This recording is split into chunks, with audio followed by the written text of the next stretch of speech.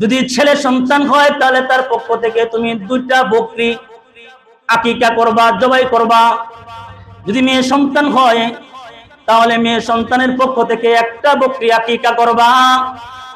আর 7ম দিনে তোমার সন্তানের চুল যদি ডাক্তার বলে যে চুল ফালানো যাবে না, ফালাইলে তার অসুস্থ বেড়ে যাবে, সমস্যা হবে, তাহলে চুল ফালানোর দরকার নাই।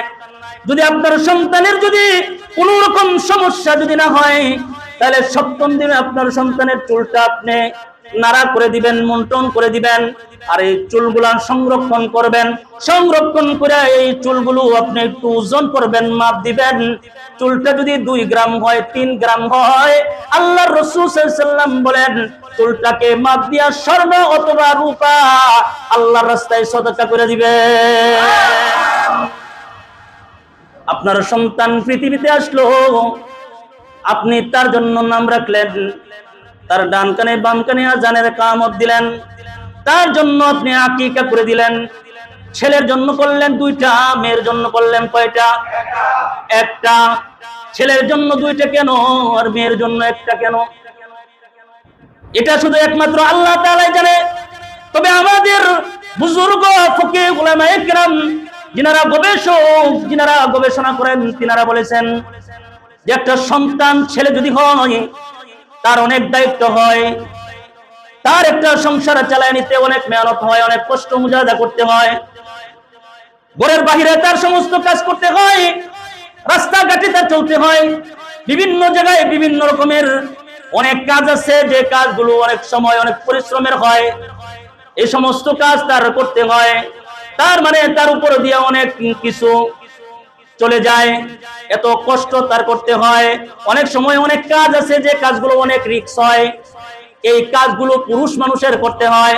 আর মহিলারা সাধারণত তারা বাড়ির ভিতরে থাকে, পর্দার ভিতরে থাকে, তাদের উপরে এত কোনো কষ্ট যায় না, তাদের ভিতরে কোনো অ্যাক্সিডেন্ট হওয়ার সম্ভাবনা থাকে না। এই জন্য বলে পুরুষের যেহেতু মেহনত বেশি, তাদের মুজাহাদা বেশি, কষ্ট বেশি, এজন্য তাদের সাদাকাটাও যেন হয় বেশি। এজন্য পুরুষ সন্তানের জন্য, ছেলে সন্তানের জন্য আকিকার বকরি কয়টা? 2টা সমমানের বকরি।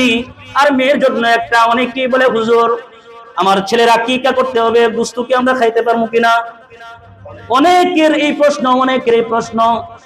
বাবারে, আকিকার গোশত এটা বাবা মা সহ সবাই খেতে পারবে, সুবহানাল্লাহ। এই গোশতগুলো বাবা মা সহ সকলে খেতে পারবে। তবে আকিকার গোশত যেহেতু আপনি বন্টন করবেন, যদি পুরোটা রান্না করে একসাথে খাওয়াইতে পারেন এটা বলা, কিন্তু পুরোটা একসাথে খাওয়ানোর কথা আমি এখন বলবো না। কেন না, এখন একসাথে যদি পুরোটা রান্না করে যদি সবাইকে খাওয়ানোর কথা বলি তাহলে ওই জায়গা তো টেবিলের ব্যবসা শুরু হয়ে যাবে। আকিকা করলেও টেবিলের ব্যবসা হয়, বিয়া করলেও টেবিলের ব্যবসা হয়, ঠিক না বেঠিক? তোমার সন্তানের আকিকা এটা কার পক্ষ থেকে দিতেছেন? কার পক্ষ থেকে দিতেছেন? আল্লাহর পক্ষ থেকে আকিকা আপনি দিতেছেন, রাসূলের সুন্নাহ মুস্তাহাব আপনি আমল করতেছেন, অথচ আপনি মানুষদেরকে খাওয়ানোর জন্য আল্লাহ তাআলা দিয়েছেন, সদকা করার জন্য দিয়েছেন।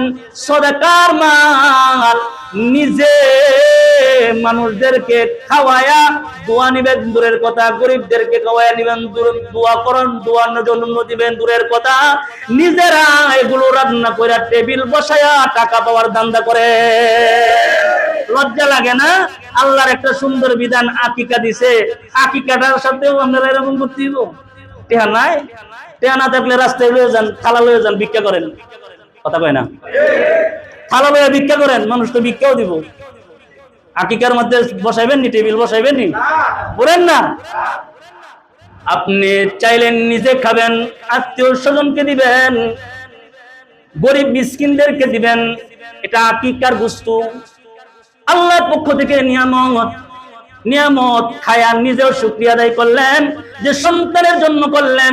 সমস্ত প্রকারের যত বালা মুসিবতে সন্তানের উপরে আসতো, এই আকিকার কারণে সমস্ত বালা মুসিবত আল্লাহ কেটে দেন। এখন বালা মুসিবত আপনি নিজে দূরে নিয়ে আসেন। হ্যাঁ 500 টাকা, 1000 টাকা দেওয়া, মুসিবত কমলো না বাড়লো?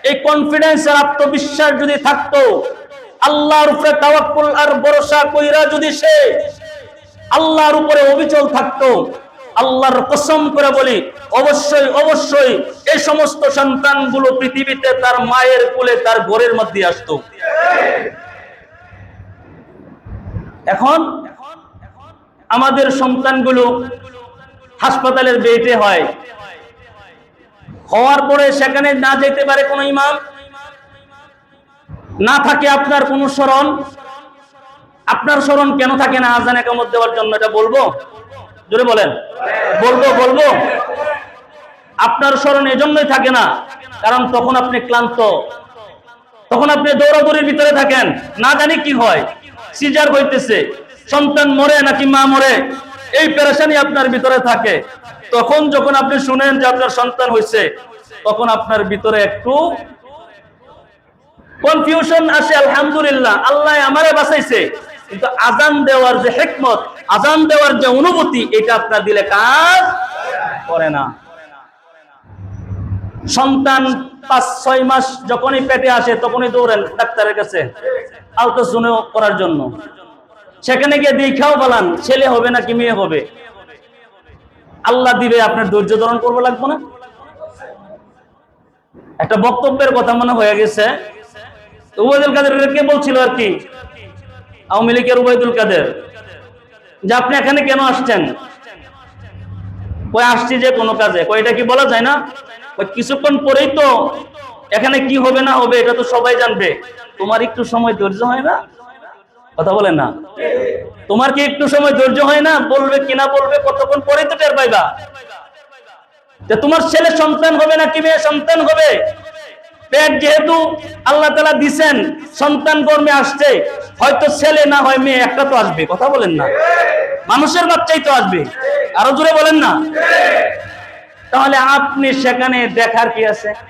পরে দেখে আবার বলে হুজুর উল্টা হয়ে গেছে, ডাক্তারেও পরামর্শ দিতেছে যাও অমুক এটা এটা খাওয়াও, বাচ্চারও ভিতরে ভিতরে ভিটামিন সি নাই, এই সেই নাই, বকর শুকর নাই, ওষুধ দেয় বড় বড়, ভিটামিন খাওয়াইতে থাকে, আস্তে আস্তে সন্তান পেটের ভিতরে বড় হইতে থাকে। পরে যখন সন্তান পৃথিবীতে আসে তখন ডাক্তার বলে এমত অবস্থায় তার হয়েছে, এই সন্তান এখন আর ফিজিক্যালি এইভাবে আর আসা সম্ভব নাই, কি করতে হবে? সিজার করতে হবে। কাইটা নিয়ে আসলেন আপনি, আযান ইকামত হইল না। আমাদের জিরাবতে মানুষ মারা গেলে আযান হয়, ইকামত হয়, তারপরে নামাজ হয়, ঠিক না? হ্যাঁ, এটা কে বলছে ঠিক? জিরাবতে মানুষ মারা গেলে আযান আর ইকামত হওয়ার পরে নামাজ পড়ে না? আযানও হয় না, ইকামত হয় না, ডাইরেক্ট কি হয়? ডাইরেক্ট জানাজা হয়, জানাজার নামাজ হয়। কেন? বলে তুমি পৃথিবীতে যেদিনই আসছো সেদিন তোমার আযান ডান কানে বাম কানে ইকামত হয়ে গেছে, এখন তুমি জানাজার নামাজের প্রস্তুতি নাও, যে কোনো সময় তোমার নামাজ সামনে দাঁড়ায়া যাবে। অতএব যদি এই সন্তানটার কানের মধ্যে তার জন্মের সময় আযান আর ইকামত যদি তার কানের মধ্যে বেশি আসতো, এই সন্তান যদি বাংলাদেশের এই বিশ্বের ফ্রান্সেও যদি থাকতো, এই সন্তান যদি লন্ডনে থাকতো, এই সন্তান যদি ইসরায়েলেও থাকে, এই সন্তান যদি আমেরিকাও থাকে, আলহামদুলিল্লাহ এই সন্তান কোনদিন নাস্তিক হবে না, নাস্তিক হবে না। কারণ তার কানের ভিতরে আগেই আযান আর ইকামত দিয়ে দিয়েছে, আল্লাহ শব্দ তার কানে পৌঁছে গেছে। এজন্য আমাদের উলামায়ে কেরাম বলেন, তিনারা বলেন যার কানে ইকামত আর আযান হয়ে যায়, আলহামদুলিল্লাহ, এ যদি মুসলিম দেশ ছাড়াও কোন বিধর্মী দেশেও থাকে, এই আল্লাহু আকবারের ধ্বনির কারণে তার হৃদয়ে যে আল্লাহর অনুভূতি, আল্লাহর প্রেম জেগে গেছে ছোটবেলায়, সে বড় হইলে যে কোনো জায়গার পরিস্থিতি থাকলেও নাস্তিক। আপনার সন্তান হাসপাতালেই মনে করেন পৃথিবীতে আসলো, আসার পর আপনি ডাক্তারকে ডেকে বলবেন, নার্সদেরকে ডেকে বলবেন আমার সন্তান হয়েছে, আমাকে 5 মিনিটের জন্য দেন, আমি ভ্যাকসিন দিব। ডাক্তার বলবে সন্তান জন্ম হয়েছে ডাক্তারের হাতে, ভ্যাকসিন দিবে মা বাবার হাতে, এটা তো বুঝলাম না। কারণ সাধারণত ভ্যাকসিন দেয় কারা? কথা বলে না ডাক্তাররা। আপনারা কোনোদিন ভ্যাকসিন দিচ্ছেন? সন্তানকে ভ্যাকসিন দেয় ডাক্তাররা। সন্তান হইল আমাদের হাতে, ভ্যাকসিন দিবে তারা। ডাক্তার যখন মনে মনে বলবে, কারণ তার ভিতরে তখন এটা অনুভূতি কাজ করবে যে আসলে ভ্যাকসিনটা সে কি দিবে, তখন আপনি বলবেন 5 মিনিটের জন্য দেন, ভ্যাকসিন দেব। সেই ভ্যাকসিন কি? সেই ভ্যাকসিন হচ্ছে আল্লাহু আকবারের ধ্বনি, সেই ভ্যাকসিন হচ্ছে আযানের ধ্বনি, সেই ভ্যাকসিন হচ্ছে ইকামতের ধ্বনি। এই ইকামতের ধ্বনি দিয়া দিবেন। আলহামদুলিল্লাহ, এই ভ্যাকসিন যদি আপনার সন্তানের দিলের ভিতরে গ্রহে গিয়া যদি লেগে যায়, আপনার এই সন্তান আলহামদুলিল্লাহ যেরকম ভাবে দিন প্রিয় মানুষ পৃথিবীতে এসেছে, আহমদ শফির মতো হবে, আল্লামা সাইদির মতো হবে, আল্লামা আহমদ শফির মতো হবে, জুনায়েদ বাবুনগরীর মতো হবে, আশরাফ আলী থানভীর রহমাতুল্লাহি আলাইহির মতো হবে, তারপরে ফরিদপুরি রহমাতুল্লাহি আলাইহির মতো হবে। কারণ এই সন্তানের দিলের ভিতরে আল্লাহু আকবারের ধ্বনি ঢুকে গেছে, ভ্যাকসিন ঢুকে গেছে। সুবহানাল্লাহ। তাহলে আপনার কাছে আপনার সন্তান সর্বপ্রথম যে কথাটা পায়, যে পাওনাটা আপনার কাছে সন্তান অধিকার রাখে, সেটা হচ্ছে সন্তান পৃথিবীতে আসলেই তার ডান কানে আযান, বাম কানে ইকামত কে পায়? সন্তান কার কাছে পায়? বাবা মার কাছে পায়। তাহলে 1 নম্বর, সন্তান পৃথিবীতে আসলেই যত প্রকারের আপনার দুশ্চিন্তা, যত প্রকারের মুসিবতই আসুক না কেন, আপনার সন্তান আসলে আপনার সন্তান আপনার কাছে অধিকার রাখে, সাথে সাথে দাঁড়ায়া আযান আর ইকামত তার কানে পৌঁছে দিবেন। এটার ভিতরেই আল্লাহ তাআলা আপনার সন্তানের জন্য হাকিকত, এটার ভিতরে আল্লাহ তাআলা আপনার সন্তানের জন্য মারফত রেখে দিবে। এখন আপনার সন্তান পৃথিবীতে আসলো, পৃথিবীতে আসার পরে আপনি আপনার সন্তানের জন্য সুন্দর একটা নাম চয়েস করবেন। নবীজি আলাইহিস সালাতু ওয়াস সালাম সন্তানদের জন্য তত্ত্ববহল সুন্দর অর্থ যে নামগুলো দাঁড়ায়, সেই সুন্দর অর্থবহল নাম রাখার জন্য নবীজি বলছেন এটা রাখা সুন্নত। সুবহানাল্লাহ বলেন। এই নামটা আপনি আপনার সন্তানকে দিবেন যেটা অর্থবোধক নাম হয়। তবে আমি অন্য দিক দিয়ে গেলে অনেক সময়ের ব্যাপার, শুধু ধারাবাহিকভাবে বলতেছি, তার নামটা আপনি সুন্দর করে রাখবেন। নামটা যেন ইসলামিক নাম হয়, ইসলামী সৌন্দর্য নাম হয়। কারণ আল্লাহর রাসূল সাল্লাল্লাহু আলাইহি ওয়াসাল্লাম বলছেন, ইন্নাকুম তুদআউনা ইয়াউমাল কিয়ামাতি বিআসমাইকুম ওয়া আসমাই আবাইকুম ফাআহসিনু আসমাআকুম। আল্লাহর রাসূল সাল্লাল্লাহু আলাইহি ওয়াসাল্লাম বলছেন, কিয়ামতের দিন তোমাদের নাম এবং তোমাদের পিতার নাম সহকারে তোমাদেরকে কিয়ামতে ডাকা হবে। কিয়ামতের দিন আমার নাম এবং আমার পিতার নাম সহকারে আল্লাহ তাআলা কিয়ামতের ময়দানে ডাক দিবেন। তাহলে কিয়ামতের ময়দানে যেদিন নামটা ডাক দিবেন, সেই নামটা যেন সুন্দর হয়, সেই নামটা যেন অর্থবোধক হয়। এজন্য নবীজি বলছেন তোমাদের সন্তানগুলোর নাম এমন রাখো যাতে নাম শুনেই বোঝা যায় ইসলামিক নাম, নাম শুনেই যাতে বোঝা যায় এটা মুসলমানের সন্তান। খলিফাতুল মুসলিমিন হযরত ওমর রাদিয়াল্লাহু তাআলা আনহুর এক মেয়ের নাম ছিল আসিয়া। কি নাম? আসিয়া। আসিয়া নামের শব্দের অর্থ হচ্ছে অবাধ্যকারী নারী, নাফরমান নারী। নাম কি? আসিয়া। যখন এই নাম রাসূলুল্লাহ সাল্লাল্লাহু আলাইহি ওয়াসাল্লামের কাছে এসেছেন নবীজি আলাইহিস সালাতু ওয়াস সালাম, তখনই তিনি বলছেন, শোনো, এই নাম আমি পরিবর্তন করে দিলাম, আজকের পর থেকে তোমার সন্তানের নাম আসিয়া না, আজকে থেকে তোমার সন্তানের নাম জামিলা। সুবহানাল্লাহ বলেন। নবীজি নাম পরিবর্তন করছেন। তার এই হাদিস থেকে বোঝা যায় যদি আপনার সন্তানের নামটা মানে খারাপ অর্থ দাঁড়ায়, তাহলে আপনি আপনার সন্তানের নাম কি করবেন? পরিবর্তন করবেন। পরিবর্তন করতে দেরি করবেন না। কারণ নামের যে একটা প্রেক্ষাপট, নামের যে একটা অবস্থা, এটা তার দেহের সাথে, তার অন্তরের সাথে এটা মিশা যায়, তখন এটা উপলব্ধি সে করতে পারে। এজন্য খারাপ নাম যখন হবে তখন নামটা পরিবর্তন করে সুন্দর একটা নাম রাখবেন। সুবহানাল্লাহ বলেন। নবীজি আরো নাম পরিবর্তন করছেন।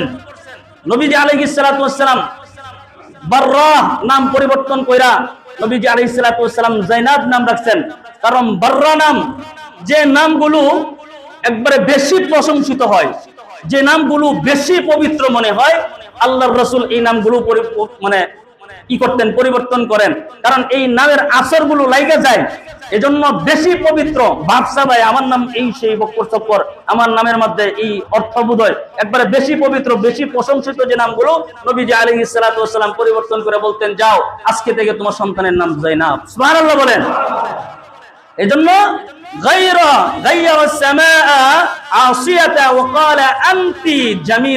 এজন্য নবীজি বলছেন, যাও আসিয়া নাম পরিবর্তন করে এখন তোমার সন্তানের নাম কি রাখলাম? জামিলা রেখে দিলাম। এজন্য নাম আপনি পরিবর্তন করবেন। আপনার সন্তানের নাম যদি অর্থবোধক খারাপ দাঁড়ায়, তাহলে ভালো অর্থবোধক নাম সুন্দর করে রাখতে পারবেন তো ইনশাআল্লাহ। তাহলে আপনার কাছে সন্তান কি পাইলো? নাম পাইলো। কিরকম নাম? জোরে বলেন। ভালো একটা নাম আপনার কাছে সন্তান আশা করে, এজন্য আপনি একটা ভালো নাম আপনার সন্তানের জন্য আপনি রেখে দিবেন। আর আপনার সন্তানের নাম আপনি কার নামের সাথে মিশিয়ে রাখবেন, এটাও রাসূল করিম সাল্লাল্লাহু আলাইহি ওয়াস সালাম তিনি বলে দিয়েছেন, তাসাম্মু বিআসমাইল আম্বিয়া, তোমরা নবীদের নামের মতো করে তোমাদের নাম রাখো। সুবহানাল্লাহ বলেন। নবীদের নামে তোমাদের সন্তানদের নাম রাখো। তারপরে আল্লাহ রাসূল সাল্লাল্লাহু আলাইহি ওয়াসাল্লাম বলছেন, এই পৃথিবীর মানুষের ভিতরে অনেক নাম আছে, কিন্তু আল্লাহ রাসূল বলেন দুইটা নাম আল্লাহ তাআলার কাছে সবচেয়ে বেশি পছন্দের। কয়টা নাম? দুইটা নাম আল্লাহ তাআলার কাছে সবচেয়ে বেশি পছন্দের।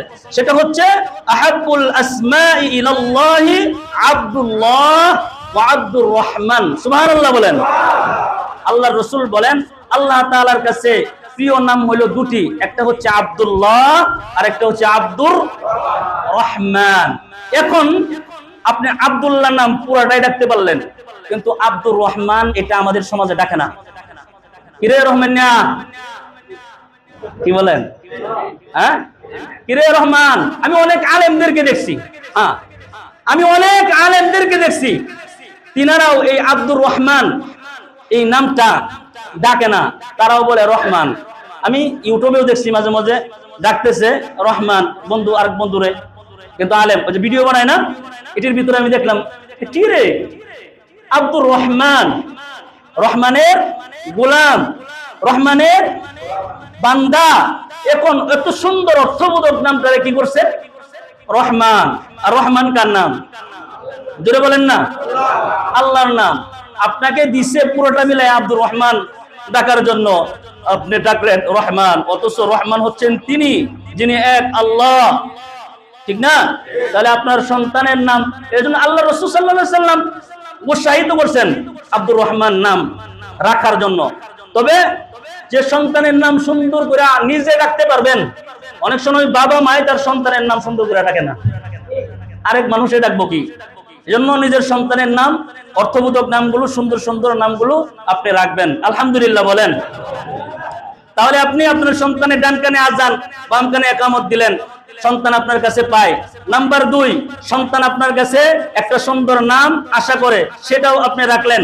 3 নাম্বার, আপনার সন্তান পৃথিবীতে আসার পরে প্রথম দিন থেকে 7ম দিনের মধ্যে আকিকা করা। কি করা? এই প্রথম দিন থেকে 7 দিনের মধ্যে তার কি করা? তার নাম রাখা, তার জন্য আকিকা করা, তার মাথা মুন্ডানো, তার মাথাটা কামায়া দেওয়া, এটা সন্তান আপনার কাছে পায়। সুবহানাল্লাহ বলেন। আল্লাহর নবী আলাইহিস সালাতু ওয়াস সালাম বলেন, কুল্লু গুলামিন রাহিনাতুন বিআকিকাতিহি তুযবাহু আনহু ইয়াওমা সাবিহি ওয়া ইউসাম্মা ওয়া ইয়াহলুকু রাসাহু। আল্লাহর নবী আলাইহিস সালাতু ওয়াস সালাম বলেন, প্রত্যেক শিশু তার আকিকার সঙ্গে বন্ধক স্বরূপ, প্রত্যেকটা শিশু তার আকিকার সাথে প্রতিবন্ধক। এজন্য আল্লাহ রাসূল সাল্লাল্লাহু আলাইহি ওয়াসাল্লাম বলেন, তার পক্ষ থেকে 7ম দিনে যদি ছেলে সন্তান হয়, তাহলে তার পক্ষ থেকে তুমি 2টা বকরি আকিকা করবা, জবাই করবা। যদি মেয়ে সন্তান হয়, তাহলে মেয়ে সন্তানের পক্ষ থেকে 1টা বকরি আকিকা করবা। আর 7ম দিনে তোমার সন্তানের চুল যদি ডাক্তার বলে যে চুল ফালানো যাবে না, ফালাইলে তার অসুস্থ বেড়ে যাবে, সমস্যা হবে, তাহলে চুল ফালানোর দরকার নাই। যদি আপনার সন্তানের যদি কোন রকম সমস্যা যদি না হয়, তাহলে সপ্তম দিনে আপনার সন্তানের চুলটা আপনি নাড়া করে দিবেন, মন্টন করে দিবেন, আর এই চুলগুলা সংরক্ষণ করবেন। সংরক্ষণ করে এই চুলগুলো আপনি একটু ওজন করবেন, মাপ দিবেন। চুলটা যদি 2 গ্রাম হয়, 3 গ্রাম হয়, আল্লাহর রাসূল সাল্লাল্লাহু আলাইহি ওয়াসাল্লাম বলেন চুলটাকে মাপ দিয়া স্বর্ণ অথবা রূপা আল্লাহর রাস্তায় সদকা করে দিবেন। আপনার সন্তান পৃথিবীতে আসলো, আপনি তার জন্য নাম রাখলেন, তার ডান কানে বাম কানে আযানের কামত দিলেন, তার জন্য আপনি আকিকা করে দিলেন। ছেলের জন্য করলেন 2টা, মেয়ের জন্য করলেন কয়টা? একটা। ছেলের জন্য 2টা কেন আর মেয়ের জন্য একটা কেন? এটা শুধু একমাত্র আল্লাহ তাআলাই জানে। তবে আমাদের বুজুর্গ ফকিহ উলামায়ে কেরাম যিনারা গবেষক, যিনারা গবেষণা করেন, তিনারা বলেছেন যে একটা সন্তান ছেলে যদি হয় তার অনেক দায়িত্ব হয়, তার একটা সংসার চালায় নিতে অনেক মেহনত হয়, অনেক কষ্ট মুজাহাদা করতে হয়, ঘরের বাহিরে তার সমস্ত কাজ করতে হয়, রাস্তাঘাটে তার চলতে হয়, বিভিন্ন জায়গায় বিভিন্ন রকমের অনেক কাজ আছে যে কাজগুলো অনেক সময় অনেক পরিশ্রমের হয়। এই সমস্ত কাজ তার করতে হয়, তার মানে তার উপর দিয়ে অনেক কিছু চলে যায়, এত কষ্ট তার করতে হয়। অনেক সময় অনেক কাজ আছে যে কাজগুলো অনেক রিস্ক হয়, এই কাজগুলো পুরুষ মানুষের করতে হয়। আর মহিলারা সাধারণত তারা বাড়ির ভিতরে থাকে, পর্দার ভিতরে থাকে, তাদের উপরে এত কোনো কষ্ট যায় না, তাদের ভিতরে কোনো অ্যাক্সিডেন্ট হওয়ার সম্ভাবনা থাকে না। এই জন্য বলে পুরুষের যেহেতু মেহনত বেশি, তাদের মুজাহাদা বেশি, কষ্ট বেশি, এজন্য তাদের সাদাকাটাও যেন হয় বেশি। এজন্য পুরুষ সন্তানের জন্য, ছেলে সন্তানের জন্য আকিকার বকরি কয়টা? 2টা সমমানের বকরি। আর মেয়ের জন্য একটা। অনেকেই বলে হুজুর আমার ছেলের আকিকা করতে হবে, গোশত কি আমরা খাইতে পারবো কিনা? অনেকের এই প্রশ্ন, অনেকের এই প্রশ্ন। বাবারে, আকিকার গোশত এটা বাবা মা সহ সবাই খেতে পারবে, সুবহানাল্লাহ। এই গোশতগুলো বাবা মা সহ সকলে খেতে পারবে। তবে আকিকার গোশত যেহেতু আপনি বন্টন করবেন, যদি পুরোটা রান্না করে একসাথে খাওয়াইতে পারেন এটা বলা, কিন্তু পুরোটা একসাথে খাওয়ানোর কথা আমি এখন বলবো না। কেন না, এখন একসাথে যদি পুরোটা রান্না করে যদি সবাইকে খাওয়ানোর কথা বলি, তাহলে ওই জায়গা তো টেবিলের ব্যবসা শুরু হয়ে যাবে। আকিকা করলেও টেবিলের ব্যবসা হয়, বিয়ে করলেও টেবিলের ব্যবসা হয়, ঠিক না বেঠিক? তোমার সন্তানের আকিকা এটা কার পক্ষ থেকে দিতেছেন? কার পক্ষ থেকে দিতেছেন? আল্লাহর পক্ষ থেকে আকিকা আপনি দিতেছেন, রাসূলের সুন্নাহ মুস্তাহাব আপনি আমল করতেছেন, অথচ আপনি মানুষদেরকে খাওয়ানোর জন্য আল্লাহ তাআলা দিয়েছেন, সদকা করার জন্য দিয়েছেন। সদকার মাল নিজে মানুষদেরকে খাওয়ায়া দোয়া নিবেন দূরের কথা, গরিবদেরকে খাওয়ায়া নিবেন, দোয়া করেন, দোয়ার জন্য দিবেন দূরের কথা, নিজেরা এগুলো রান্না করে টেবিল বসায়া টাকা পাওয়ার ধান্দা করে। লজ্জা লাগে না? আল্লাহর একটা সুন্দর বিধান আকিকা দিছে, আকিকাটার সাথেও আপনারা এরকম করতে দিব? টেহা নাই, টেহা না থাকলে রাস্তায় লয়ে যান, থালা লয়ে যান, ভিক্ষা করেন। কথা কয় না? থালা লয়ে ভিক্ষা করেন, মানুষ তো ভিক্ষাও দিব। আকিকার মধ্যে বসাইবেন নি, টেবিল বসাইবেন নি? বলেন না। আপনি চাইলেন নিজে খাবেন, আত্মীয় স্বজনকে দিবেন, গরিব মিসকিনদেরকে দিবেন, এটা আকিকার গোশত। আল্লাহর পক্ষ থেকে নিয়ামত, নিয়ামত খায়া নিজেও শুকরিয়া আদায় করলেন যে সন্তানের জন্য করলেন। সমস্ত প্রকারের যত বালা মুসিবতে সন্তানের উপরে আসতো, এই আকিকার কারণে সমস্ত বালা মুসিবত আল্লাহ কেটে দেন। এখন বালা মুসিবত আপনি নিজে দূরে নিয়ে আসেন। হ্যাঁ 500 টাকা দেওয়া যায়, মুসিবত কমলো না বাড়লো? ভাই কথাগুলো কিতা হইলেও কি জোরে বলেন না, সত্য। জন্য আপনার সন্তানের আকিকা করবেন সপ্তম দিনের মাথায়। কয় দিনের মাথায়? 7 দিন। 7 দিন বুঝেননি? হ্যাঁ, 7 দিনের মাথায় আপনি আকিকা করবেন। আকিকার মাসালা বুঝছেননি? ছেলে হইলে কয়টা, মেয়ে হইলে কয়টা? সুন্দর করে তাহলে বুঝছেন, গোস্ত খাওয়া যাইব কি যাইতো না? যাওয়া খাওয়া যাবে। তাহলে আকিকার মাসালা কি? আকিকার মাসালা শেষ হয়ে গেছে। তাহলে আপনার সন্তানকে আপনি আকিকাও দিলেন। এজন্য আপনি সুন্দর করে এই জিনিসটা আপনি বুঝবেন, আপনার সন্তানের পাওনা আপনি বুঝাই দিতেছেন। আর আপনার সন্তানও বৃদ্ধ বয়সে যতদিন দুনিয়াতে আপনি থাকবেন, আপনার হকগুলো, আপনার সন্তান পাওনাগুলো আপনারা বুঝাই দিবেন। খলিফাতুল মুসলিমিন, তিনার কাছে একজন ব্যক্তি আসলেন তার সন্তানকে নিয়ে ঈশা বলে, ও খলিফা, এই যে আমার এই সন্তানটা আমার অবাধ্য, আমার নাফরমান সন্তান, এই সন্তান আমার কথা শুনে না, আপনি নসিহত করেন, বাবার যে হকগুলো আছে আপনি তাকে বলেন, তাকে একটু উৎসাহ করেন। এই সন্তান আমার অবাধ্য, আমার কথা শুনে না। খলিফাতুল মুসলিমিন হযরত উমর এই ব্যক্তিকে ডেকে বললেন, আমি আপনাকে প্রশ্ন করতে চাই, আপনার সন্তান যেদিন পৃথিবীতে এসেছিল সেই দিন কি আপনি আপনার সন্তানের নাম রেখেছিলেন? বলে, হ্যাঁ। ওই তোমার সন্তানের নাম তুমি কি রেখেছিলে? ওই আমার সন্তানের নাম রেখেছিলাম জুউল। কি নাম? জুউল নাম রেখেছিলাম। খলিফাতুল মুসলিমিন হযরত উমর বলেন, পৃথিবীতে আসার পরে সুন্দর একটা নাম সন্তান তোমার কাছে পাইতো, সুন্দর ইসলামিক একটা নাম তোমার কাছে তোমার সন্তান পাওনা ছিল, তুমি তোমার সন্তানের পাওনা নষ্ট করেছো। তোমার সন্তান তোমার পাওনা নষ্ট করবে না, এটা কোনো কথা? আল্লাহু আকবার বলেন। সুন্দর একটা নাম রাখবা, কারণ সুন্দর নামের ভিতরে আল্লাহ তাআলা আসমাউল হুসনা রাখছেন। সুবহানাল্লাহ। সিফাতি নামগুলো এগুলা সিফাতি নাম, সুন্দর সুন্দর নামগুলো রাখবেন। সুন্দর যেখানে যাই, সুন্দর যেখানে হয় সেখানে গ্রাম হয়, সুন্দর যেখানে হয় মানুষ সমবেত হয়, সুন্দর যেখানে হয় ওইটা জান্নাতে হয়, ওটা জান্নাতে হয়তো।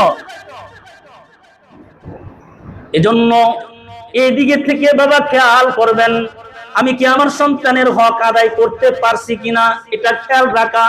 যদি আদায় করি তাহলে আলহামদুলিল্লাহ, আমার সন্তানও আমার হক আদায় করবে।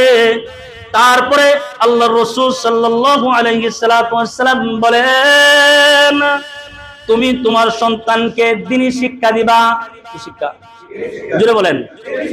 তুমি তোমার সন্তানকে দ্বীনি শিক্ষা দিবা।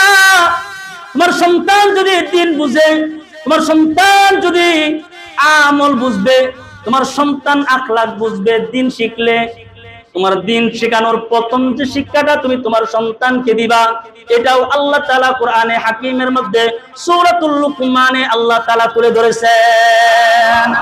হযরত লুকমান হাকিম তিনি তার সন্তানকে ডেকে বলতেছে, ও সন্তান, তুমি তোমার জিন্দেগিতে কোনোদিন আল্লাহর সাথে শিরক করবা না। এই নসিহত যখন তার সন্তানকে করছে, আল্লাহ তাআলার কাছে পছন্দ হয়ে গেছে। এজন্য আল্লাহ তাআলা সূরাতুল লুকমান নামে একটা সূরা নাজিল করে দিয়েছে। ইয়া বুনাইয়া লা তুশরিক বিল্লাহ, ও আমার কলিজার টুকরা সন্তান, ও আমার দরদি সন্তান, তুমি তোমার জিন্দেগিতে কোনোদিন আল্লাহর সাথে তুমি শিরক করবা না। আল্লাহ তাআলার সাথে তুমি কাউকে লাগালাগি করাইবা না। আল্লাহ এক ও দ্বিতীয়, এটা তুমি মনে রাখবা। আর আল্লাহর গোলামি করবা, মা বাবার খেদমত করবা। নসিহত করে দিছে, লা তুশরিক বিল্লাহ, শিরক করবা না। তাহলে দ্বীনি শিক্ষার মধ্যে আপনি শিক্ষা দিবেন আপনার সন্তানকে। তারপরে আপনার সন্তানকে যে শিক্ষা দিবেন কোরআনের শিক্ষা। আপনার সন্তানকে সর্বপ্রথম কথা তার জবান দিয়া যখন ভাইবো আসেন না, যখনই আপনার সন্তান বলা শুরু করবে, আপনার সন্তানের পাশে বসে বলবেন, লা ইলাহা ইল্লাল্লাহ, লা ইলাহা ইল্লাল্লাহ। সন্তানকে কালিমা শিখাবা। কালিমা শিখে গেছে, রবকে সে চিনে গেছে। সন্তানকে আলিফ বা তা তা জিম শেখানোর জন্য মক্তবে পাঠাইবা। প্রয়োজনে বাড়িতে মাস্টার এনে কোরআনে কারিম শিখাইবা। বাড়িতে 10,000 20,000 টাকা দিয়া গণিত শিখাইতে পারো, তোমার সন্তানকে 1,000 টাকা দিয়া কি তুমি কোরআন পড়াইতে পারো না? তোমার সন্তান তোমারে মারবো নাকি আরেক মানুষেরে মারবো? ইংলিশ মিডিয়ামে পড়াও। ইংলিশ মিডিয়ামে বাংলাদেশের একটা মেয়ে দেখলাম ইদানিং, ছোট বাচ্চা, কিন্তু তার বাপ সাপ, তার ভঙ্গি মনে হয় যে 50 বছরের বৃদ্ধ, তার কাছে কি ফেল, কিচ্ছুই না। আর এমন পোশাক পরছে, বাংলাতে তো কথা বলেই না। আর পোশাকটা এটা তো আর স্বাধীনতা পোশাক নাই, জাতিদের পোশাক, গুনাহের একটা পোশাক, আবর্জনা পড়ছে। তাকে সাংবাদিকরা জিজ্ঞেস করলে বলে তোমার রব কে? বলে I am the no god আল্লাহ। নাউজুবিল্লাহ বলে। আল্লাহ বলতে কিছু নাই, আল্লাহ বিশ্বাস করে না। ইংলিশ মিডিয়ামে পড়াইছে।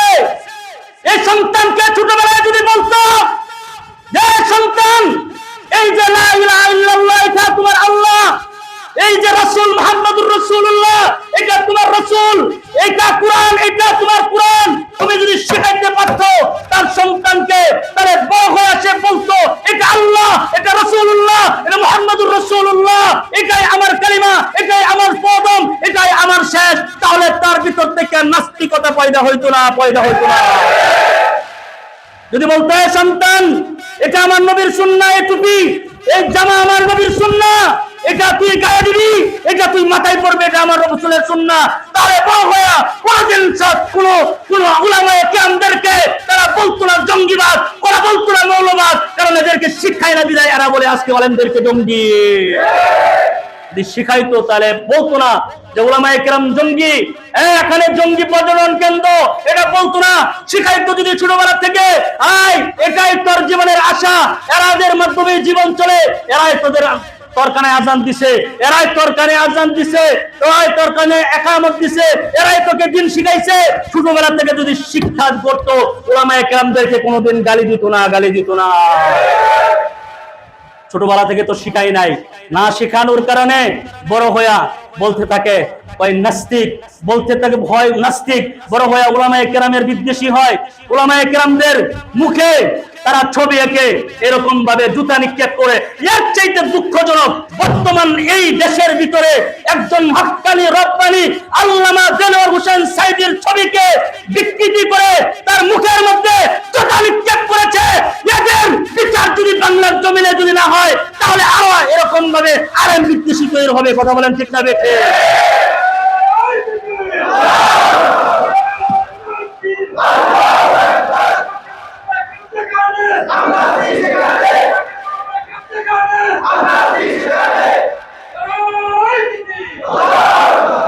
একজন আল্লামা দেলোয়ার হোসেন সাঈদী, এটা শুধু একটি সমাজের না, একটি অঞ্চলের না, একটি গ্রামের না, একজন দেলোয়ার হোসেন সাঈদী সারা বিশ্বের জন্য। কথা বলেন ঠিক না বেটে? তিনি কি দল করেন ওই দলের দিকে আমরা কথা বলবো না। তিনি কোন মাযহাব নিয়ে চলে, মাযহাব নিয়ে চলে, আমরা সেই কথা বলবো না। আমরা বলবো তিনি একজন কোরআনের পাখি, তিনি একজন হাদিস বিশারদ, তিনি একজন মুফাসসির হিসেবে সকলের কণ্ঠ একত্রিত করে এটার প্রতিবাদ যদি না জানান, সামনে এরকম মুফাসসির আর তৈরি হবে না। তারপরে এসে দেখলাম লাইভে ক্ষমা চেয়েছে, বেটা জুতা মেরে গরু দান করো। তোমরা তো ঠিকই বিদেশিদের তাদের পারফিউম খাইছো, খায়া তোমাদের কাজ তো তোমরা ঠিকই করে ফেলাইছো, এখন ক্ষমা চাইলে আর কি হবে? কথা বলেন ঠিক না বেঠে? তুমি আমার মুখে জুতা মেরে আমারে গরু দিছো, আর আমি কি জুতার কথা ভুলে যাবো? জোরে বলেন না। গরু দিয়ে আমার সম্মান আসবে? অতএব আলেম বিদ্বেষী হয় কখন? যখন আপনার সন্তানকে কোরআন না শেখার কারণে, আপনার সন্তানকে আপনি ট্রেনিং না দেওয়ার কারণে এই সন্তানগুলো আলেম বিদ্বেষী হয়। কথা বলেন ঠিক না বেঠে? দেলোয়ার হোসেন সাঈদীর ব্যাপারে আপনাদের অন্য কোনো অভিমত আছে? আছে মনের ভিতরে? লোকে রাজাকার, জোরে বলেন না।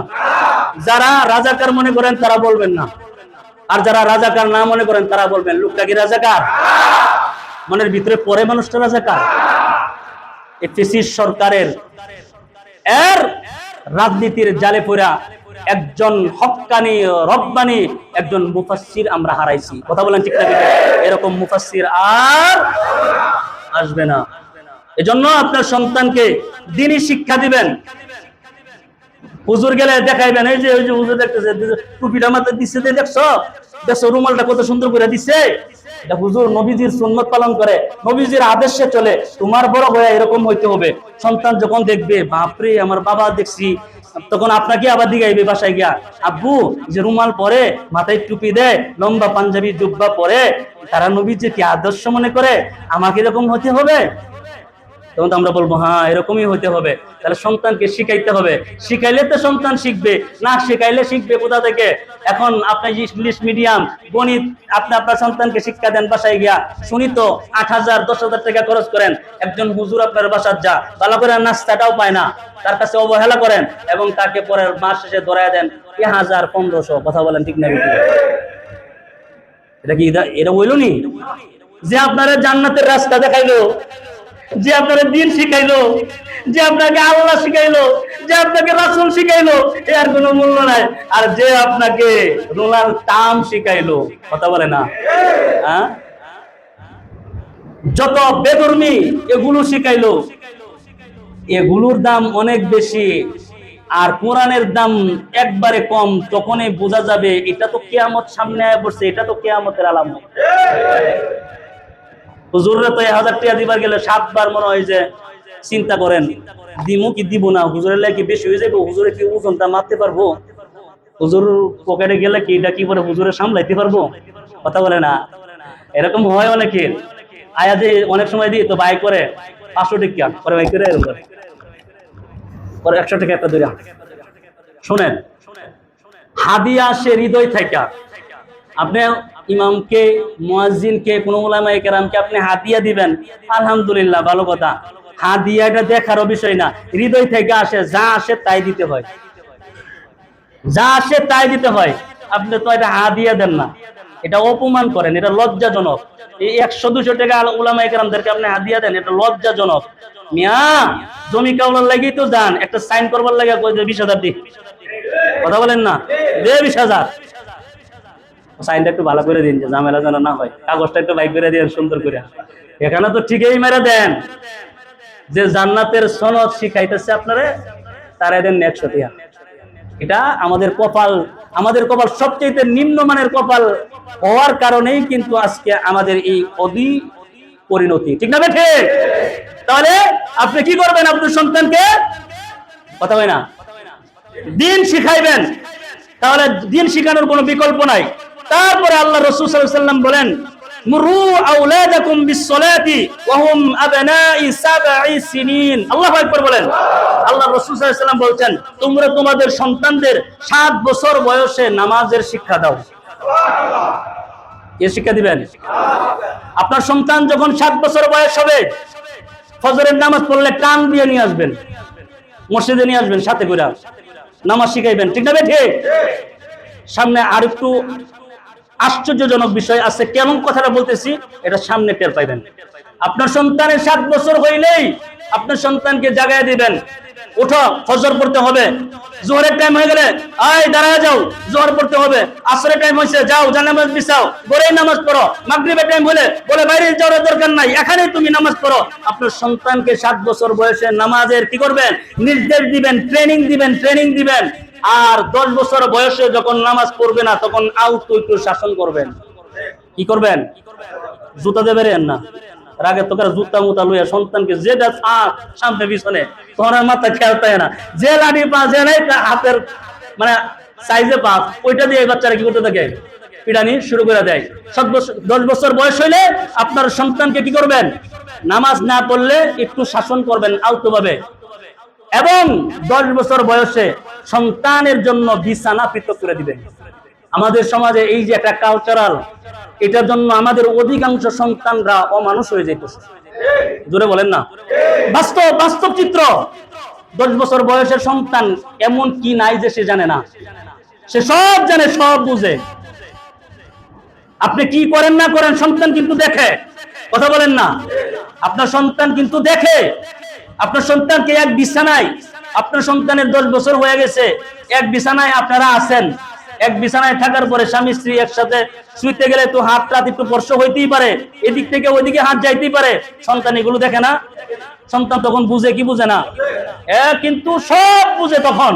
এজন্য আল্লাহ রাসূল সাল্লাল্লাহু আলাইহি ওয়াসাল্লাম বলছেন, যখনই তোমার সন্তানের 10 বছর হয়ে যাবে তখন তোমার সন্তানকে বিছানা পৃথক করাও।